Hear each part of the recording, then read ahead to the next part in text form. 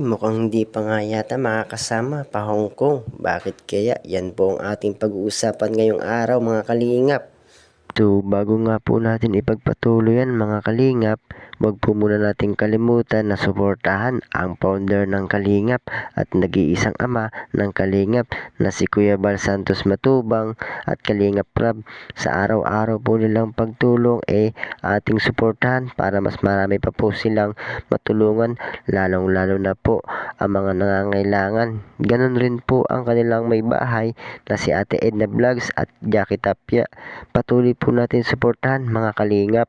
At kung bago lang po kayo sa aking YouTube channel, ay huwag niyo pong kalimutan na mag-subscribe at pakipindot na rin po ang notification bell para lagi po kayong updated sa aking video.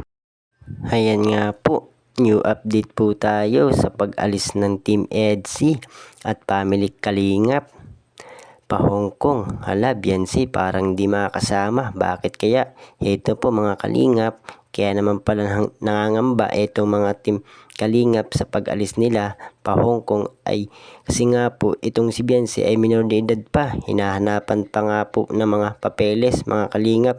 Sobrang kabado po itong si Biancy na siya pong ini-interview, mga kalingap, at hinahanapan pa nga po ng guidance. No problem naman pala. At si Kalingap Prab pala ang pinaka-guidance ni Biancy, mga kalingap.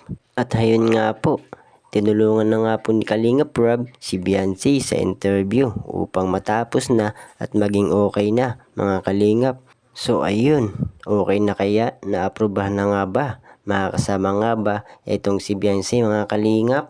Ayan, okay na pala. Success naman po pala, mga kalingap. Grabe, tuwang-tuwa po itong si Papa Eds dahil nga makakasama si Biancy. Dapat tears of joy pa nga po itong si Papa Eds kasi nga kompleto sila pupunta pa Hong Kong. Siyempre, dapat hindi mawala si Biancy. So ayan po, happy trip po Team EDSI at sa Family Kalingap. Keep safe po sa inyo at sana ay ma-enjoy nyo ng sobra ang inyong pagpunta sa Hong Kong.